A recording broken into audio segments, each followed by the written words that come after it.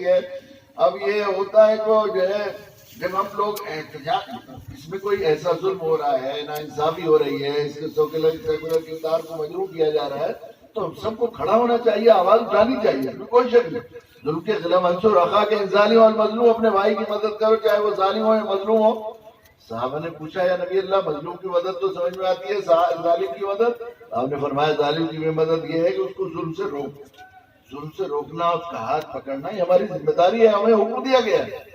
لیکن اس پکڑنے کے سلسلے میں یا ہدایات کے سلسلے میں یا آواز نکالنے کے سلسلے میں ہم آزاد نہیں ہیں کہ جو چاہے کریں، جس کو چاہے تکلیف ہو. اگر وہ اللہ کے بندوں کو تکلیف پہنچی، ایزا پہنچی، کسی کو عام سے جو ہے مخلوق کو ستایا گیا، تو یہ ظلم ہو جائے گا. ظلم پر جس تحریک کی اساس ہو، اللہ کے یہاں ہرگز کفر پر اللہ تعالیٰ جو ہے کہ حکومت بھی چلاتے ہیں اور بہت سے فیصلے فرماتے ہیں. ظلم کے ساتھ کسی حال میں اللہ کا کوئی سمجھوتا نہیں ہوتا، کسی حال میں. راستے میں تکلیف پہنچانا اور بہت سی ایسی چیزیں ہوتی ہیں. پھر وہ ہوتا ہے یہاں تو انفعال میں سرکاری جو چیزیں ہیں املاک کو نقصان پہنچایا جاتا ہے. سرکار کو ہی بقول ان کے کہ تمہارے باپ کا ہندوستان چھوڑا ہی ہے، بقول ان کے ہمارا ملک ہے یہ. تو اب اس ملک کی محبت میں اس ملک کو ظالموں سے بچانے کے لیے ہم لوگ تحریک چلا رہے ہیں، تو پھر اس ملک ہی کو نقصان پہنچائے.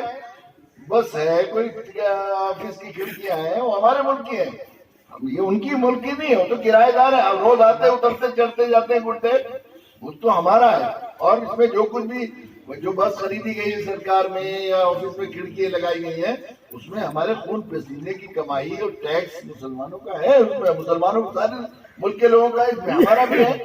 تو وہ ہمارا بھی حصہ ہے. اپنے مال کو جلا لینا یہ کون سی کمائی ہے؟ یہ تو بالکل دیوانگی کی اور پاگل پن کی بات ہوگی. یہ غصے میں آ کے اپنے گھر کو جلانے لگے آدمی، تو ملک ہمارا ہے ایسا. اور وہ ایک دائی امت ہے، دائی قوم ہے، ایسا پرکشش ہونا چاہیے ہماری ہر چیز کے لوگ دیکھیں، دلوں میں جگہ ہو. جو لوگ ابھی نہیں سمجھے ہیں ان کی چالوں کو، ایسا لگتا ہے یا تو یہ بالکل نادان دوست ہیں. بالکل نادان دوست کہتے ہیں، دانا دشمن اچھا نادان دوست ہے. یہ ملک کی محبت میں ایسا کر رہے ہیں کہ ملک کو بانٹنے کی، ملک کی ظالمیت تو اتحاد کو خطرے میں ڈال رہے ہیں. یا ایسا لگتا ہے زیادہ تو اس کا امکان زیادہ ہے. آج کل دنیا میں اسی طرح سیاست چلتی ہے کہ وہ امریکہ اور وہ دنیا کے وہ ممالک جو دیکھتے ہیں کہ یہ ملک ہمیشہ بہت سے لوگ، امریکہ جو گھڑکی دیتا ہے وہ کرتا تھا ہمیشہ، تو فوراً لوگ اس سر کان نیچے ڈھلکا لیتے تھے سوائے ہندوستان کا. ہندوستان کہتا تھا کچھ نہیں ہے. انہیں یہ خیال ہوا ہے ہمیں آگ دکھاتا ہے، اس کو نیچا دکھانے کا طریقہ یہ ہے کہ یہاں پر اس کو اینٹ سے اینٹ بھڑا دو اس کی. اس کا طریقہ یہ ہے کہ وہاں نفرت اور دشمنی اور آپس میں جو ہے تعصب اور اس پر جو ہے آپس میں لڑا دو. اس نے اپنے جو ہے یہ مسلط کر دیے ہیں. اس کا ہیڈ کوارٹر ہے اسرائیل، اور اسرائیل کا اثر زیادہ ہو ہی رہا ہے ہمارے ملک میں. ایسا لگ رہا ہے کہ اپنے نمائندے یہاں پر وہ کھڑائی کر کے انہوں نے اس ملک کو اینٹ سے اینٹ بھڑانے کے لیے اور ہمارے ملک کو برباد کرنے کے لیے وہ کیا ہے.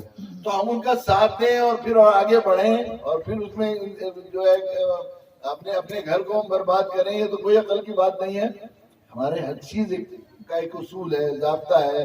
علماء سے پوچھ کر کیا حدود ہیں، ہمارے احتجاج کی کیا حدود ہیں، ہم کیا کر سکتے ہیں کیا نہیں کر سکتے. راستہ روکنا، ہمیں تو اگر احتجاج بھی کر رہے ہیں تو راستہ اس طرح کرنے کا، بعد بیمار ہے، ایمبولینس ہے، بہت سے لوگ اتنی اذیت میں آ جاتے ہیں راستہ روکنے کی وجہ سے. کتنے بیچارے گھر کے لوگ، بچے، معصوم عورتیں کتنی تکلیف اور اذیت میں ہو جاتی ہیں. تو ہمیں راستہ روکنے کو کتنا ناپسند کیا ہے اسلام نے. اللہ کے نبی صلی اللہ علیہ وسلم نے راستہ صاف کرنے کے کتنا فضائل بیان کیے ہیں. تو ہم لوگ اسلام اور دین کے نام پر اور اسلامی جذبے کے نام پر راستہ روکیں، وہ کام کریں جو اللہ کے نبی نے انتہائی ناپسند کیا ہے، تو کیسے ہو سکتا ہے؟ تو ہمیں پوری زندگی ہمارے قرآن کے حدود میں رہنی چاہیے، قرآنی قانون کے پروٹوکول میں رہنی چاہیے. زندگی کھانا پینا رہنا سہنا اگر ایسا ہوگا تو پھر دنیا کی کوئی بڑی سے بڑی طاقت ہمارا بال بیکا نہیں کر سکتی. اس کے لیے ادارے قائم کی گئے ہیں تاکہ ہم نسلوں کو بتائیں قرآن کیا ہے، قرآن سمجھائیں، قرآن بنائیں.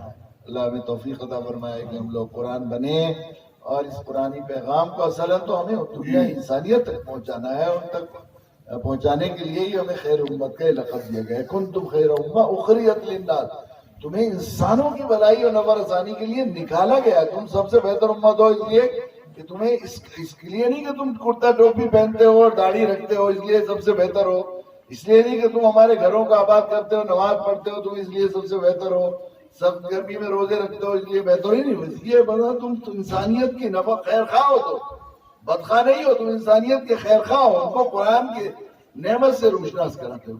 اللہ تعالیٰ ہمیں توفیق دے کہ ہم لوگ قرآن کی قدر و منزلت کریں، قرآن بننے کی کوشش کریں۔